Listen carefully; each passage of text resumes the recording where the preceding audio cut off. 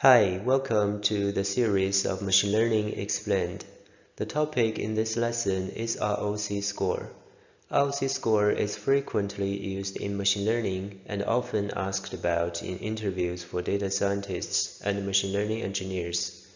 However, many people struggle to grasp the concept, so let's see if we can explain it in a super clear way in a short video.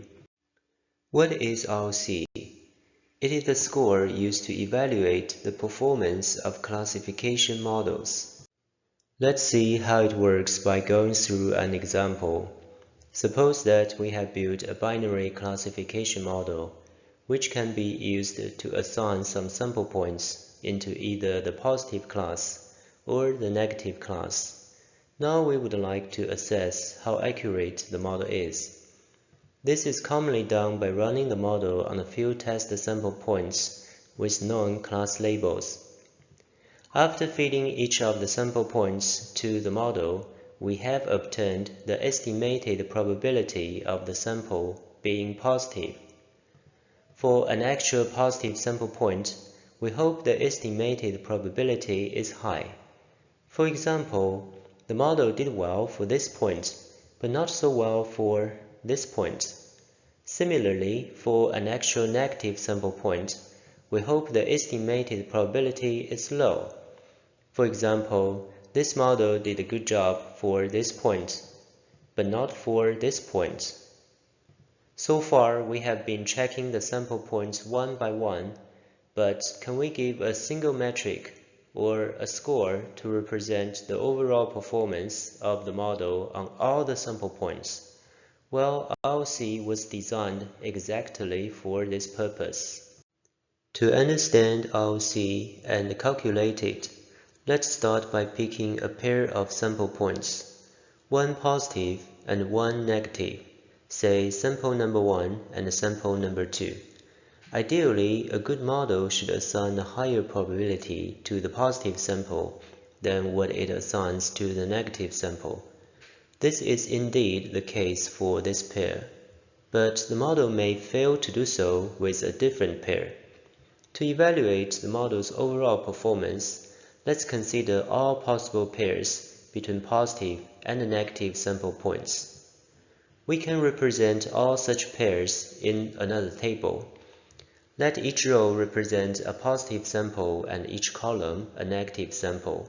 Then their intersection represents the corresponding pair. In this example, we have 3 positive test samples and 4 negative samples. They can form a total number of 12 pairs.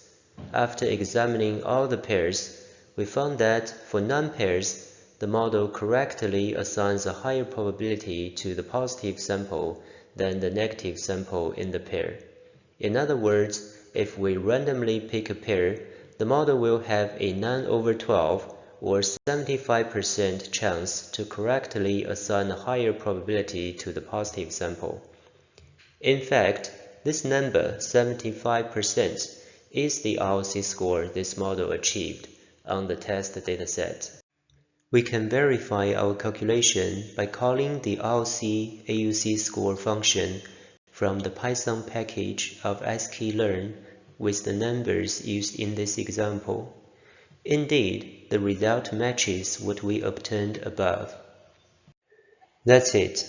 Hopefully now you see a straightforward interpretation of the ROC score. Let me state that again. ROC score is the probability that the model correctly ranks a pair of positive and negative samples. So, a high score indicates a better model. With this definition in mind, it won't be hard to understand some important properties of the ROC score. First, the value of ROC score is always between 0 and 1 because it is a probability. Also, a good model should have a ROC score at least higher than 50% because achieving 50% ROC score is trivial. You can get that score simply by randomly ranking the sample points. Finally, for completeness of the lesson, Let's mention that the term ROC stands for Receiver Operating Characteristic Curve. The ROC score can be obtained by plotting this curve. I didn't introduce the concept from this angle, as I find it not as intuitive as the definition we gave in this lesson, although it's worth noting that the two methods will give you the same result. Alright, I hope you found this short lesson helpful. Let me know in the comments if you have any questions.